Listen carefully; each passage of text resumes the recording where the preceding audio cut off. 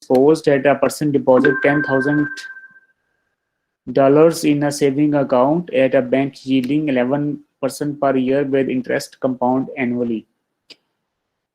How much will be in the account after 30 years? ठीक है, तो 10,000 रुपया उसने जमा करवा दिया, $10,000, और 11% के हिसाब से वो उसमें इजाफा हो रहा है। और क्वेश्चन ये है कि 30 साल के बाद कितने पैसे होंगे। ठीक है, तो इसको हम थ्रू इसी तरीके से करेंगे।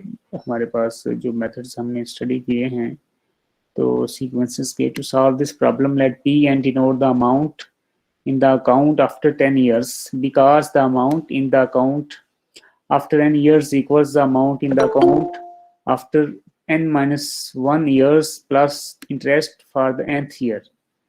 ठीक है जी, तो वो कह रहा है कि जो nth ईयर पे जो अमाउंट होगी वो बेसिकली n माइनस 1 ईयर की अमाउंट प्लस क्या होगा, जो nth ईयर है उसका इंटरेस्ट शामिल होगा। ठीक है, तो ये पिछले साल तक की टोटल अमाउंट और उसके ऊपर जितना इंटरेस्ट है, तो ये मिला के जो nth ईयर की अमाउंट हमारे पास आ जाएगी। तो इसका जो हमारे पास सीक्वेंस बनेगा रिकर्जन रिलेशन वो कुछ इस तरह का बनेगा, P N is equal to P N minus 1, यानी कि पिछले साल तक की amount plus 11% of the P N minus 1, यानी कि पिछले साल के 11% जो हमारे पास इंटरेस्ट है। ठीक है, तो इन दोनों को ऐड करेंगे तो हमारे पास बन जाएगा 1.11 इंटू पी एन माइनस 1। ठीक है, तो इसका कैसे आया, सिंपल सी सिंप्लीफिकेशन उन्होंने की हुई है। क्या किया, basically common area P N minus 1, तो बाकी बचा है 1 प्लस 0.11, दोनों को ऐड कर दिया तो वो 1.11 हो गया। ठीक है, तो इनिशियल कंडीशन है P zero is equal to 10,000। तो आगे वो हम कैसे मूव करेंगे, we can use an iterative approach to find a formula for P N. ठीक है जी, तो ये हमारे पास फॉरवर्ड सब्स्टिट्यूशन का मेथड हम यहाँ पे इस्तेमाल कर रहे हैं। जैसे कि ये हमने दो मेथड पढ़े थे, फॉरवर्ड और बैकवर्ड। यहाँ पे फॉरवर्ड मेथड हम देख रहे हैं, P1 की वैल्यू है 1.11 P0, और P0 की वैल्यू हमें पता है वो कितनी है हमारे पास जी। P1 की वैल्यू जो है हमने यहाँ पे निकाली हुई है वो है 10,000। ठीक है, तो P2 की वैल्यू अगर निकालनी है तो क्या करना पड़ेगा हमें बेटा, P2 इज इक्वल टू क्या आएगा, 1.11 इंटू P0। ठीक है, तो अब P1, ठीक है, तो अब इसमें देखें कि ये P1 हमारे पास कहाँ से आएगा, इसकी वैल्यू हमने यहाँ से सब्स्टिट्यूट कर देनी है। यानी कि ये जो सारी वैल्यू है ना 1.11 P0, ये हमने P1 की जगह पे पुट कर देनी है। तो जब ये P1 की जगह पे पुट करेंगे तो हमारे पास आ जाएगा 1.11 इंटू 1.11 इंटू P0। तो 1.11 दो दफ़ा आ गया तो हमने इसका स्क्वायर ले लिया। ऐसे ही हम P3 की वैल्यू निकालेंगे तो ये इसका क्यूब हो जाएगा, और आगे P4 निकालेंगे तो 4 हो जाएगा, P5 निकालेंगे तो 5 हो जाएगा। तो ये पैटर्न हमें नजर आ गया है। ठीक है, तो फिर हम सीधा आखिरी टर्म पे जाते हैं, और आखिरी टर्म हमारे पास क्या है, Pn। ठीक है, तो अब इसमें क्या है, कैसे हम निकालेंगे, हमें पता है कि अगर हम देखें ना, P1 की वैल्यू निकाल रहे हैं तो हम पिछले साल का ले रहे हैं, P2 की निकाल रहे हैं तो पिछले साल P1, P3 ले रहे हैं तो पिछला साल P2, तो यहाँ पे अगर n ले रहे हैं तो पिछला साल Pn-1 बनेगा। ठीक है जी, तो 1.1 इंटू Pn-1, और हमें पता है कि अगर यहाँ पे 2 है तो यहाँ पे स्क्वायर हो रहा है, यहाँ पे 3 है तो यहाँ पे क्यूब हो रहा है, आगे 4 है तो 4 होगा, तो अगर n है तो n होगा, तो ये n बेस पावर में आ जाएगा। ठीक है, तो सिंपली हमने बड़ा इजीली आसानी से जो ऊपर पैटर्न नजर आ रहा था उसी के मुताबिक हमने यहाँ पे उसका फाइनल फार्मूला ड्राइव कर लिया। ठीक है, तो अब हम क्या कर सकते हैं, हमारे पास फार्मूला आ चुका है। हम सिंपली क्या कर सकते हैं, एक फंक्शन बना के, अगर हम कंप्यूटर में इसको बनाना चाहें, अदरवाइज तो हम क्या करेंगे, P0 की जगह पे 10,000 रिप्लेस कर देंगे, और n जो है वो हमारे पास ईयर है, तो हमने कहा कि 30 साल के बाद हम मालूम करना चाहते हैं, तो n को हम 30 से रिप्लेस कर देंगे। ठीक है जी, तो अब जो अपडेटेड फार्मूला हमारे पास आ जाएगा P30 1.11 rays to the power 30 और 10,000।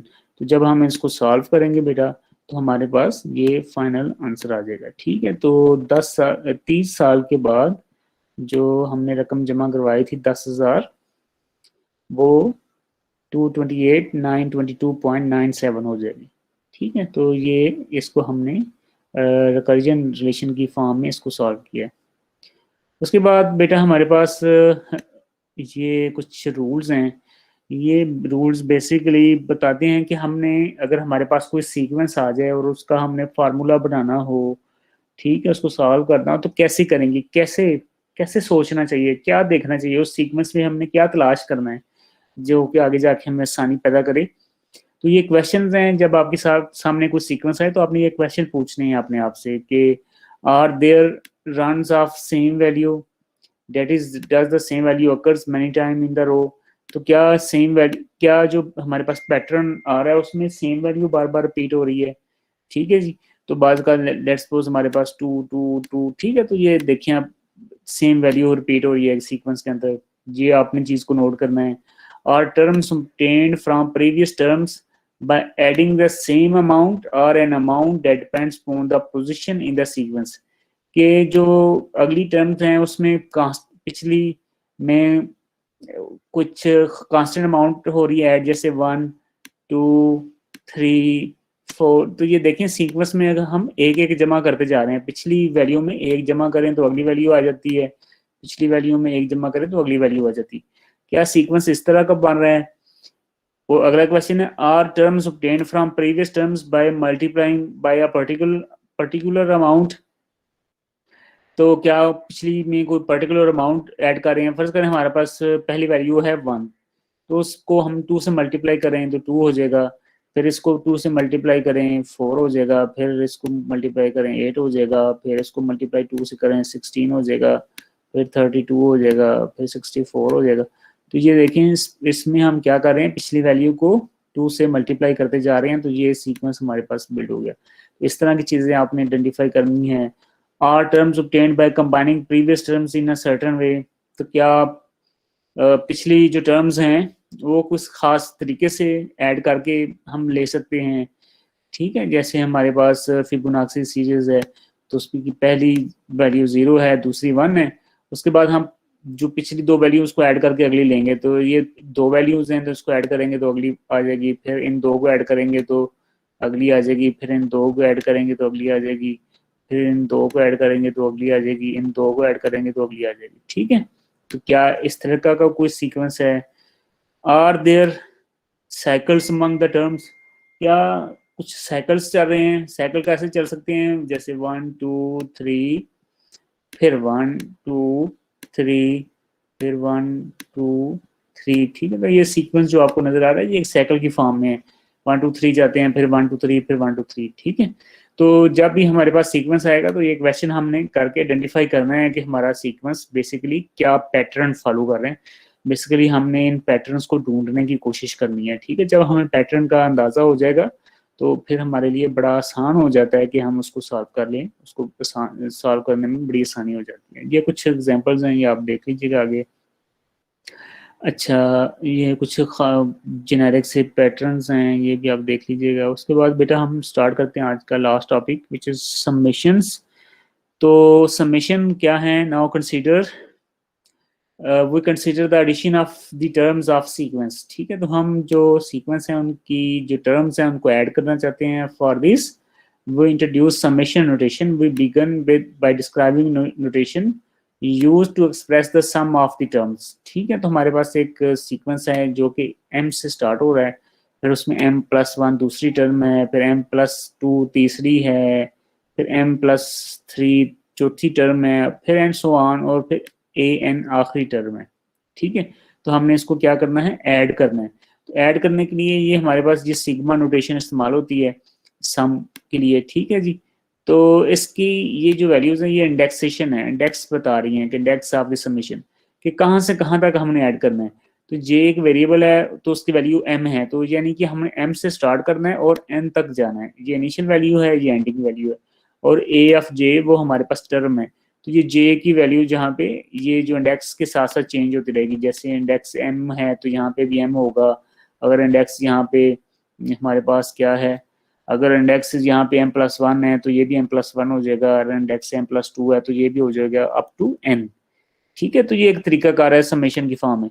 इसी चीज को हम एक और तरीके से भी लिख सकते हैं। अब इसमें जो इंडेक्स है ना वो ऊपर और नीचे एक बजाय सामने लिखा हुआ है, j is equal to m up to n। ठीक है जी, तो सेम चीज है, बस उसका थोड़ा सा लिखने का स्टाइल डिफरेंट है। इसमें हमने स्टाइल में क्या चेंज किया है कि बजाय सम सिग्मा के ऊपर नीचे लिखने के बजाय उसके सामने ही दोनों स्टार्टिंग और एंडिंग हमने मेंशन कर दिया।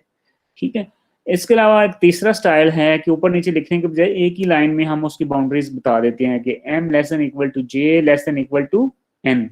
एक ही लाइन में हमने बता दिया, बजाय कि हम तो तीनों एक ही हैं, एक ही मकसद है, एक ही मीनिंग है। ठीक है, बस लिखने का स्टाइल डिफरेंट है, चीज एक ही कन्वे हो रही है। ठीक है, अब हमारे पास यहाँ पे वेरिएबल्स हैं, जो j ऊपर लिया था तो j है, i है, k है।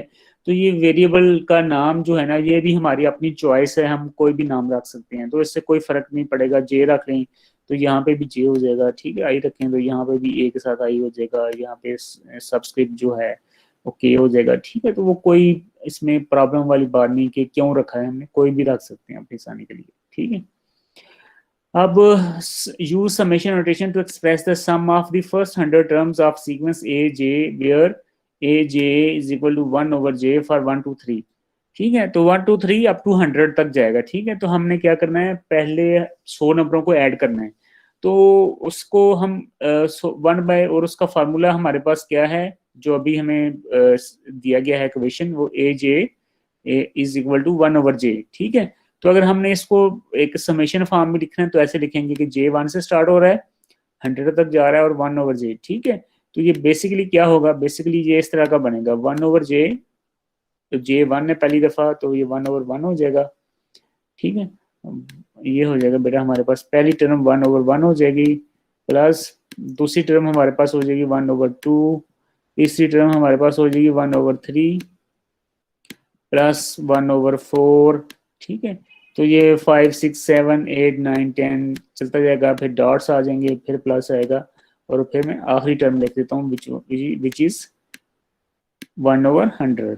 ठीक है, तो इस सारे को ऐड करने ऐसे नोटेशन में लिखने के बजाय अगर हम इसको ये कंपैक्ट फॉर्म में लिख दें तो इसका एक ही मतलब है कि हम कह रहे हैं कि j 1 से लेकर 100 तक है और उसमें 1 over j को हमने ऐड करते जाना है, सम करना है। ठीक है जी, ये समेशन की नोटेशन है।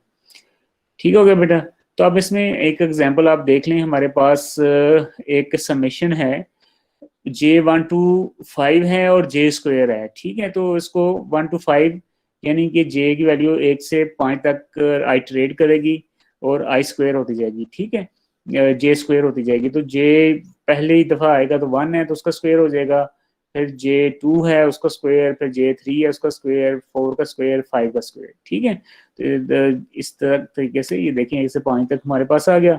अब हमने इसको ऐड करना है, तो इसको ऐड कैसे करेंगे, सिंपली हम इसका स्क्वायर पहले खत्म करेंगे, 1 का 1 है, 2 का 4 हो जाएगा, फिर 9, फिर 16, फिर 25, उन सब को ऐड कर लेंगे तो फाइनल हमारे पास अमाउंट जो है वो 55 आ जाएगी। ठीक है, ऐसे ही हमारे पास एक और है के 4 से स्टार्ट हो रहा है और के 8 तक जा रहा है। ठीक है जी, तो इसमें देखें आपके हमारे पास जो टर्म है वो -1 raise to the power k है। ठीक है, तो अब हम -1 की पावर 4 ले लेते हैं क्योंकि पहली दफ़ा 4 से स्टार्ट हो रहा है, फिर 5, फिर 6, फिर 7, फिर 8 अप टू 8। तो अब इसको सिंप्लीफाई करेंगे तो 4 इवन है तो आंसर 1 आएगा, ये अगला ऑड है तो आंसर -1, फिर इवन है आंसर 1, फिर ऑड है तो -1, फिर इवन है तो 1। ठीक है, तो अब इसको सबको ऐड कर लेंगे तो फाइनल आंसर हमारे पास 1 आ जाएगा। ठीक हो गया जी, तो ये इस तरीके से हम इसको कर सकते हैं। अच्छा, अब हमारे पास एक हमने प्रीवियसली ज्योमेट्रिक सीरीज पढ़ी थी तो उसका एक फार्मूला हमारे पास है बाय डिफॉल्ट, वो क्या है जी, summation j0 to n a r raised to the power j। ठीक है जी, तो ये उसका फार्म हमारे पास समेशन की फॉर्म है, गिवन है, उसका फार्मूला हमने डिवाइस किया हुआ है, तो उसका फार्मूला ये हमारे पास ये निकला हुआ है। ठीक है, a r n plus 1 minus a over r minus 1 when r is not equal to 1, और अगर r इक्वल टू 1 हो तो n प्लस 1 ओवर a। ठीक है जी, तो ये इसके समेशन का फार्मूला, इसका प्रूफ नीचे ये दिया हुआ आप देख सकते हैं। तो इसको करने की जरूरत नहीं है, इसको बेशक आप स्किप कर सकते हैं। बस आप फार्मूला याद रखिएगा कि हम इसका फार्मूला क्या है फॉर द जियोमेट्रिक सीरीज। उसके बाद बेटा हमारे पास समेशन है, तो हम नेस्टेड समेशन भी हो सकती है, यानी कि जैसे कि आप देख सकते हैं समेशन I1 to 4 फिर summation J1 to 3 I into J, ठीक है। इस तरीके से भी हम इसको कर सकते हैं। तो ये कंसेप्ट हम इजीली समझ सकते हैं बाय यूजिंग नेस्टेड लूप्स। अगर आपको कंसेप्ट है, आई होप कि आपका बड़े अच्छे कंसेप्ट होंगे नेस्टेड लूप में। तो आमतौर पे उसमें क्या होता है कि फर्ज करें ये आई है और ये आपका जे है, ठीक है, और ये उसका आप कह दें आई जे, ठीक है। अब क्या होता है कि जो पहला लूप चलता है वो बाहर वाला पहली दफ़ा तो यहाँ 4 तक चलेगा, तो अंदर वाला 3 दफ़ा चलेगा। तो पहली दफ़ा चला जे, फिर दूसरी दफ़ा चला, फिर तीसरी दफ़ा चला, फिर बाहर वाला दूसरी दफ़ा चला है, तो अंदर वाला पहली दफ़ा, फिर दूसरी दफ़ा, फिर तीसरी दफ़ा। बाहर वाला तीसरी दफ़ा चला है, तो अगेन जो इनर लूप है वो चलेगा पहली दफ़ा, दूसरी दफ़ा, तीसरी दफ़ा। बाहर वाला फिर चौथी दफ़ा चला है, तो अंदर वाला चलेगा पहली दफ़ा, दूसरी दफ़ा, तीसरी दफ़ा, ठीक है। तो इस तरीके से ये लूप चलते हैं। और हमने क्या करना है आई आई जे, तो ये यहाँ पे मैंने स्किप किया हुआ है, जहाँ आपने लिखा हो तो ये बेसिकली 1 1 ही है, ठीक है। 2 2 है, 3 3 है, 4 4 जो मिसिंग है, ठीक है। तो अब आई इंटू जे आ रहा है तो 1 आ जाएगा, फिर 2 इसका आंसर आ जाएगा, इसका आंसर 3 आ जाएगा, तो इसका आंसर 2 आएगा, फिर 4 आएगा, फिर 6 आएगा, फिर 3 आएगा, फिर 6 आएगा, फिर 9 आएगा, फिर 4 आएगा, फिर 8 आएगा, फिर 12, ठीक है। तो ये सारी आ गई हैं। तो इसको इसको अगर हम ऐड कर दें तो हमारे पास फाइनल आंसर आ जाएगा। तो ये हमने जैसे लूप की फॉर्म में किया, तो ऐसे ही इसका ये काम होगा, ठीक है। तो जैसे आप लूप चलाते हैं, नेस्टेड लूप आपके पास होता है, तो अगर मैं कहूँ कि ये जो फंक्शन है इसका मुझे ना लूप लूप दो लूप की मदद से बताएं, मुझे इसका प्रोग्राम लिख के दिखाएं कि ये कैसे होगा। तो इसके लिए मैं क्या करता हूँ कि फॉर लूप चलाता हूँ, ठीक है। तो फर्ज करें मैं सूडो कोड की फॉर्म में लिख रहा हूँ, तो 1 से लेकर 1 to 4, ठीक है, चलेगा। और इसके अंदर हमारे पास दूसरा लूप है, ठीक है, जिसको मैं इंडेक्स कह रहा हूँ J1 to 3, ठीक है, ये 3 तक भी आएगा। और क्या हो रहा है कि हमारे पास फर्ज करें हमारे पास सम का वेरिएबल है जो इनिशियली 0 से स्टार्ट हो रहा है, तो सम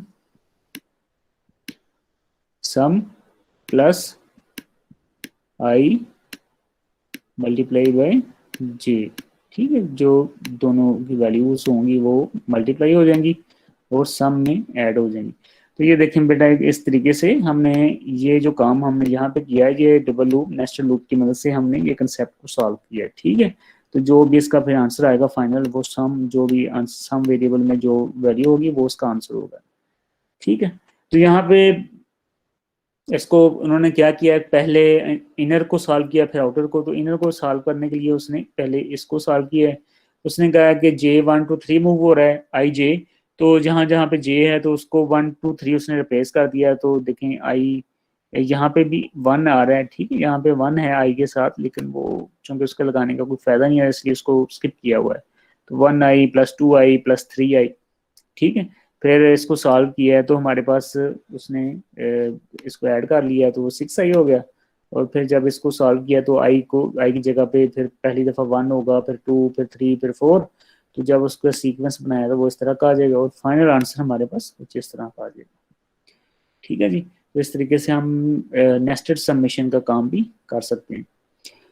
इसके अलावा बेटा हमारे पास लास्ट में कुछ फार्मूलाज हैं समेशन के और उनकी क्लोज फॉर्म्स हैं, बड़ी फेमस हैं, तो इसको आप एक नज़र देख लें और उनको याद कर लें कि अगर हमारे पास समेशन के 0 to n है A R raise to the power K where R is not equal to 0, तो उसका क्लोज फार्मूला हमारे पास है A R N plus 1 minus A R minus 1 where R is not equal to 1।